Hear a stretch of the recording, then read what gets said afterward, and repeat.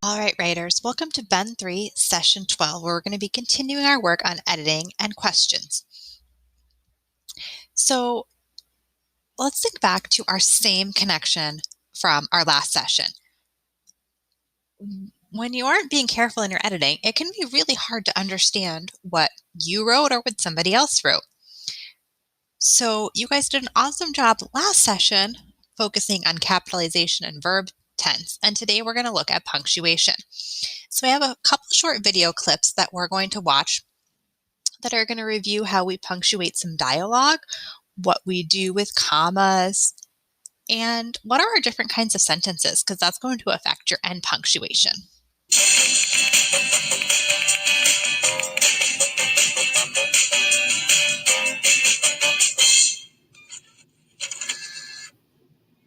This is hard for me to read, Moby.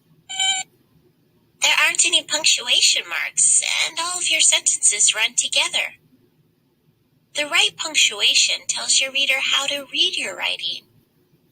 This sentence is a statement and needs a period. What is a statement? A statement is a sentence that tells something.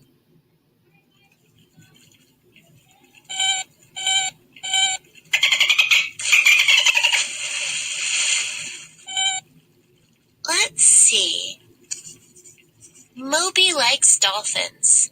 This is a statement that shares information. This little dot is a punctuation mark called a period. Right, Moby. A sentence always ends in a period. Moby jumps into the ocean. A period signals the end of a thought or an idea. He swims with the dolphins. Remember, you always capitalize the first letter of a sentence. The capital letter signals the start of a new sentence. But not all sentences are statements. That's a good question, Moby. What is a question? A question is a sentence that asks something. Questions usually begin with the words who, what, where, when, why, how, can, or do. Moby, I don't think dolphins eat ice cream. Let's see. What do dolphins eat? You always use a question mark to punctuate a question. And you always capitalize the first letter. Dolphins eat fish and squid.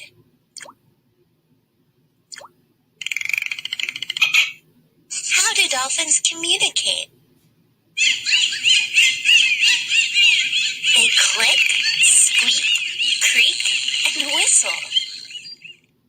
Remember to capitalize the first letter. I don't think I've ever seen you this excited, Moby. What are exclamations?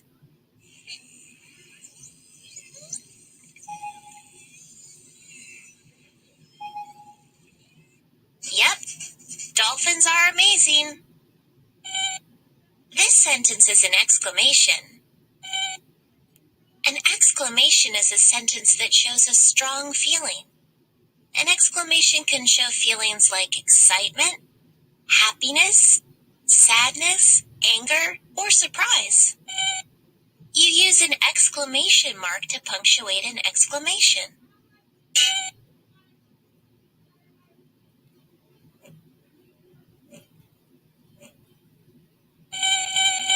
Wow, I see a manta ray. Follow that manta ray, Moby. What is a command? A command is a direction or an order to do something. Look at that shark. This command ends in an exclamation mark. I can think of tons of commands, like stop, wait, listen, go, and run. Commands can end with a period, too. Please tell me the name of that shark. I don't think its name is Jeff. I think it's a nurse shark. Punctuation helps readers understand your writing, so it's important to proofread your punctuation after you write. Perfect, Moby. What ocean animal are you going to write about next?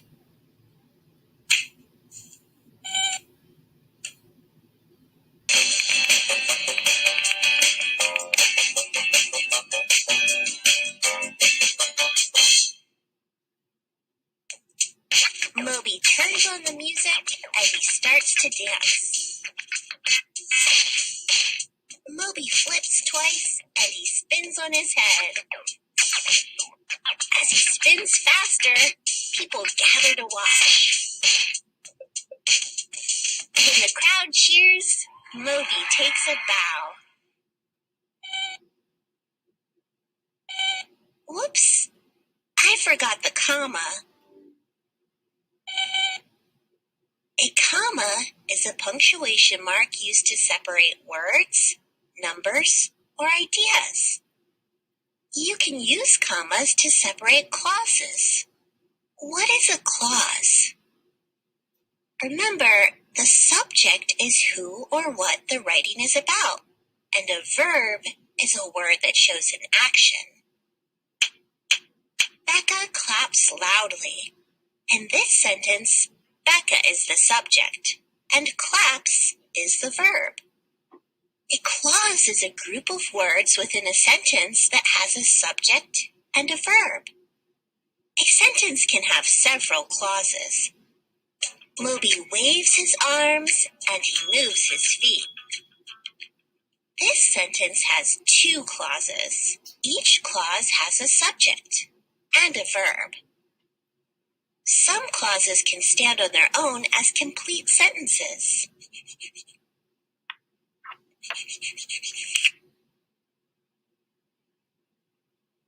You can use commas to separate clauses in a sentence.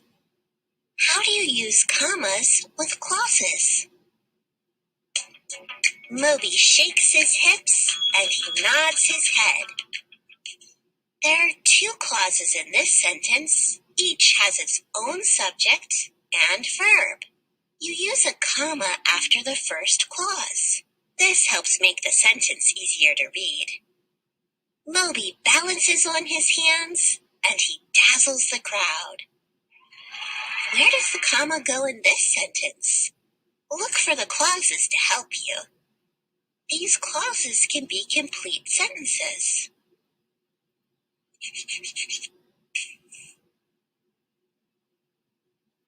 You put a comma after the first clause. Moby busts a move and he strikes a pose. I'm missing a comma. I need to add one here. When Mia walks up, the crowd goes quiet. There are 2 clauses here, and each has a subject and verb. You still use a comma to separate the clauses. Commas can signal a natural pause between clauses. Sometimes if I'm not sure where to put a comma, I read the sentence out loud and listen to where I pause. Cool, it's time for a dance battle. After Mia finishes a move, Moby copies her.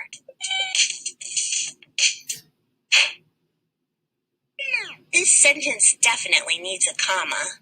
Look for clauses or the natural pause and add a comma. Where does the comma go in this sentence? The comma goes here. Certain words and sentences can tell you when you need to use a comma. After you write, it's a good idea to proofread and make sure you used commas properly. You're working on a new dance move?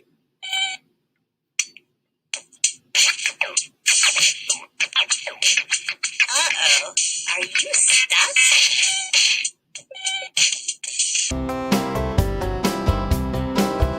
Use quotation marks around direct speech, the actual words of the speaker. Sarah said, "Meet me after school." If the quote is a complete sentence, capitalize the first word. Place a comma before the first quotation mark. If the quote comes at the start of a sentence, place a comma before the second quotation mark. Meet me after school, said Sarah. If the quote contains a question mark or an exclamation point, don't add a comma. Come here now, said Anna. A sentence that has no actual spoken words does not need quotation marks. Sarah said that we should wait for her. Use quotation marks around direct speech, the actual words of the speaker. Sarah said, meet me after school. What is a dialogue? A dialogue is a conversation between two characters. A dialogue can tell a story, explain a character's reaction, or help the reader understand what the main character is thinking. A dialogue contains what the character said and the dialogue tag. The sentence that the character says begins and ends with quotation marks. In the sentence below, "Do you like cake?" Tina asked. "Do you like cake?" is the sentence that Tina says, and Tina asked is the dialogue tag. In a dialogue, quotation marks belong before the first word and after the final word that the character says. When you think of quotation marks, think of a door that opens and closes. The opening quotation mark opens the dialogue and begins the spoken sentence. In the sentence below, "The city looks beautiful at night," said Jean. The opening quotation mark goes before the word the, since the is the first word of the spoken sentence. The closing quotation mark closes the sentence and lets the reader know that the spoken sentence is complete. In the sentence below, "The city looks beautiful at night," said Jean. The closing quotation mark goes after night, the final word that Jean says. Now it's your turn. Pause the video and add quotation marks before and after the following character dialogue sentences. Here are the correct responses. In a dialogue, the first letter of the first word is capitalized. In the sentence below, "Don't you love baking cupcakes?" asked Karen. The D in don't is capitalized because don't is the first word that Karen says. Now it's your turn.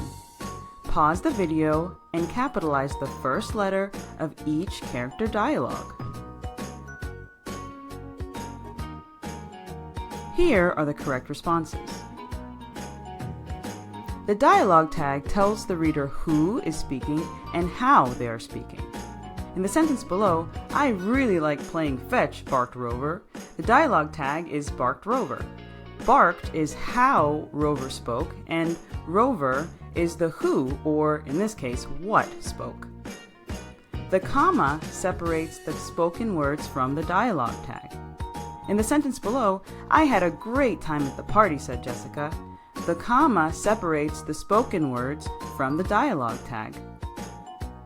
The position of the comma depends on where the dialogue tag is in the sentence. Think of the comma as a separator. If the dialogue tag comes after the spoken words, the comma belongs right before the closing quotation mark. If the dialogue tag comes before the spoken words, the comma belongs after the dialogue tag to separate the spoken words from the dialogue tag. Now it's your turn. Pause the video and place the commas in their proper positions. Remember, the comma either goes before the dialogue tag, inside the closing quotation mark, or after the dialogue tag. Here are the correct responses. All All right, hopefully those videos were helpful and you can go back and rewatch them if you need to. Here's just some rules about when you should use a comma. You should use a comma before a conjunction, words like and, but, or, yet, or so, to join two independent clauses. Use a comma after an introductory element.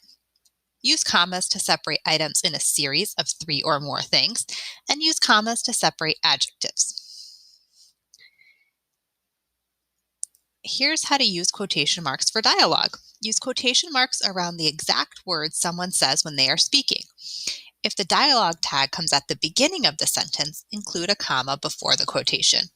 And if the dialogue tag comes at the end of the sentence, use a comma instead of a period to end the quotation. So let's take a look at how a punctuation question might look on your test. So here's what one of the questions might look like when you're taking the test. And again, I want to start with my directions. Read the story and the question that follows. Today our class went to the fishery, a local fish store, because we are learning about fish, where they live and how they are different from people. Inside, the store was very dark, except for the bright lights on top of each tank. The girl working in the store told me the lights are neon, and they are used to show off the bright colors of each fish.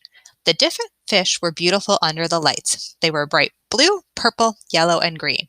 I wanted to take all of the fish home.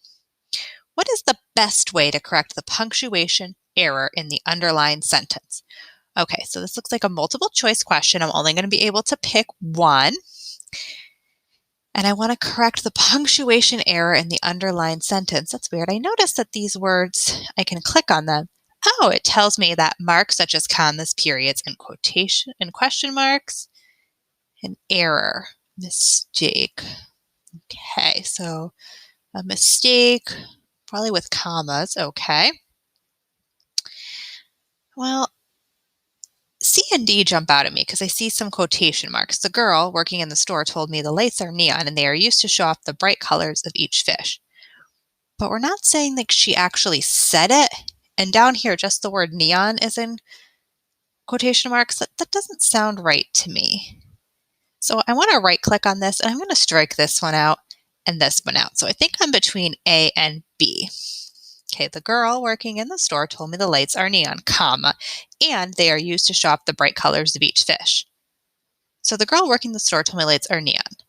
They are used to show off the bright. This could actually be two different sentences. I like that. We've got a comma to link them. The girl working in the store told me the lights are neon and they are used to show off the bright colors of each fish.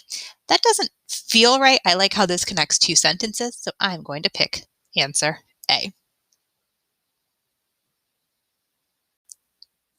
All right, friends, now it's time to go off and try it on your own.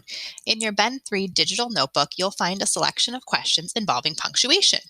Try your best to answer these questions using all you know about punctuation. If you finish early, you can work in your Stamina notebook or work on any of the bonus quizzes in your Ben 3 digital notebook. We'll come back in a little bit to share some of the answers together.